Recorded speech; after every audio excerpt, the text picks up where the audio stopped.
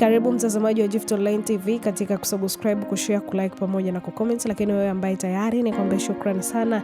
Endelea kutufuatilia ili uweze kupata taarifa mbalimbali za kijamii, za burudani, lakini pia taarifa za kimichezo. Na siku hii leo tutakwenda kuzungumzia habari za kimichezo. Ni uongozi wa Simba umeamua kugeuza machungu ya kukosa saini ya mshambuliaji Selemani Mwalimu kwa fursa ya kusajili mashine mpya ya mabao kufuatia mchezaji huyo kujiunga na watani hao wa jadi Yanga. Lakini Mwalimu ambaye alikuwa kwenye rada za wekundu wa Msimbazi kwa muda mrefu ameibukia Yanga kwa mkataba wa mwaka mmoja akitokea Wydad ya Morocco, klabu iliyomiliki hadi Juni 30, 2029. Hata hivyo, baada ya kukaa na kukamilika, viongozi wa Msimbazi wameanza kuchukua hatua za haraka ili kuhakikisha safu yao ya ushambuliaji inarahisishwa mapema kabla ya dirisha la usajili kufungwa. Taarifa za ndani kutoka ndani ya klabu hiyo zinaeleza kuwa Simba inaendelea kutazama chaguo mbalimbali za wachezaji wenye uzoefu, huku jina la mshambuliaji mzawa likitajwa kushika kasi. Dirisha la usajili bado liko wazi. Miongoni mwa wachezaji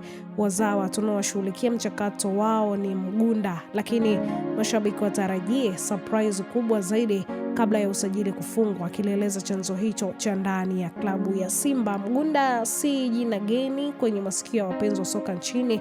Msimu uliopita akiwa na AS Vita ya Jamhuri ya Kidemokrasia ya Kongo DRC alifanikiwa kufunga mabao mawili, huku msimu wa 23-24 akiwa na Singida Black Star akitikisa nyavu mara 6. Ili kufanikisha mpango huo, Simba inapaswa kuingia makubaliano ya klabu ya Mashujaa FC ambapo Mgunda bado ana mkataba wa mwaka mmoja unaoambatana na hilo. Kwa hiyo ujio wa mshambuliaji mpya ndani ya Msimbazi unatarajiwa kuongeza ushindani mkubwa katika safu ya ushambuliaji, huku presha kubwa ikiwa na viongozi kuona kama watajibu mapigo ya Yanga kabla ya dirisha kufungwa. Hii ni Gift Online TV, baki salama.